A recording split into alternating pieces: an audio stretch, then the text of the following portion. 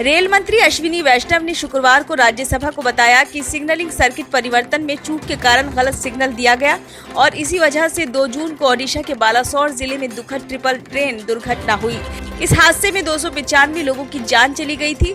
अश्विनी वैष्णव ने राज्यसभा में कहा कि रेलवे में पिछले 5 साल में सिग्नल फेल होने के 13 मामले सामने आए हैं, लेकिन इंटरलॉकिंग सिग्नल प्रणाली में खराबी के कारण कोई घटना नहीं हुई। रेल मंत्री वैष्णव ने 2 जून को ओडिशा के बालासोर में हुई रेल दुर्घटना को लेकर विभिन्न सदस्यों के सवालों के लिखित जवाब में ये जानकारी दी।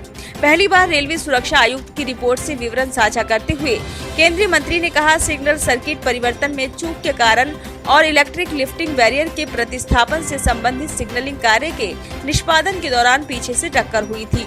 इन खामियों के कारण ट्रेन संख्या 1,02,841 को गलत सिग्नल दिया गया, जिसमें यूपी होम सिग्नल ने स्टेशन की यूपी मुख्य लाइन पर रन थ्रू मूवमेंट के लिए हरे रंग का संकेत दिया, लेकिन यूपी मुख्य लाइन को यूपी लूप लाइन यानी कि क्रॉसओवर 17AB से जोड़ने वाले क्रॉसओवर को यूपी लूप लाइन पर सेट किया गया था।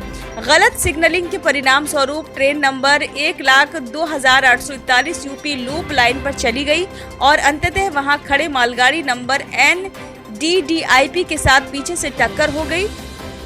मंत्री राज्यसभा में भारतीय कम्युनिस्ट पार्टी मार्क्सवादी के नेता जॉन ब्रिटॉस और आम आदमी पार्टी के नेता संजय सिंह के सवालों का जवाब दे रहे थे।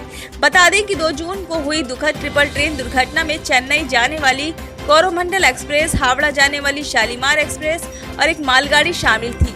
वैष्णव ने कहा कि 295 यात्रियों की जान चली गई, जबकि 176 को गंभीर चोटें आईं, 451 को साधारण चोटें आईं और 180 को प्राथमिक उपचार मिला और वो घर चले गए।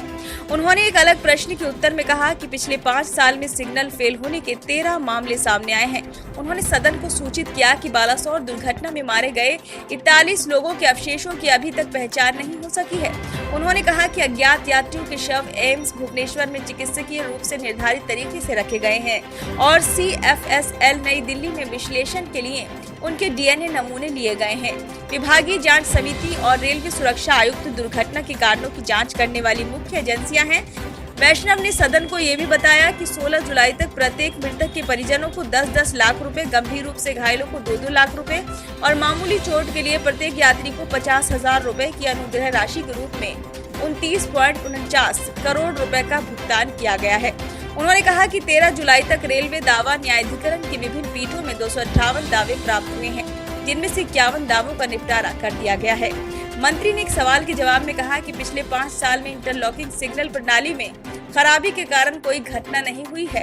किसी भी विशेषज्ञ ने रेलवे की इंटरलॉकिंग सिग्नल प्रणाली में कोई खामी नहीं बताई है।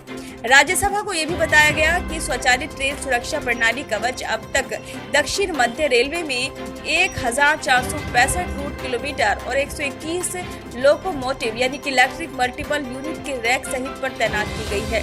दिल्ली मुंबई और दिल्ली हावड़ा कॉरिडोर लगभग 3,000 रूट किलोमीटर के लिए कवच टेंडर दिए गए हैं और इन मार्गों पर काम जारी है। उन्होंने कहा कि भारतीय रेलवे अन्य 6,000 किलोमीटर के लिए विस्तृत परियोजना रिपोर्ट और विस्तृत अनुमान तैयार कर रहा है।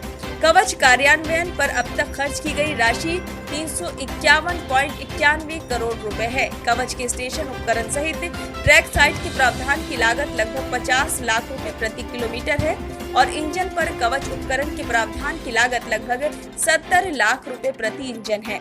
उन्होंने कहा कि कवच की क्षमता बढ़ाने और कार्यान्वयन को बढ़ाने के लिए और अधिक वेंडर्स को विकसित करने के प्रयास किए जा रहे हैं।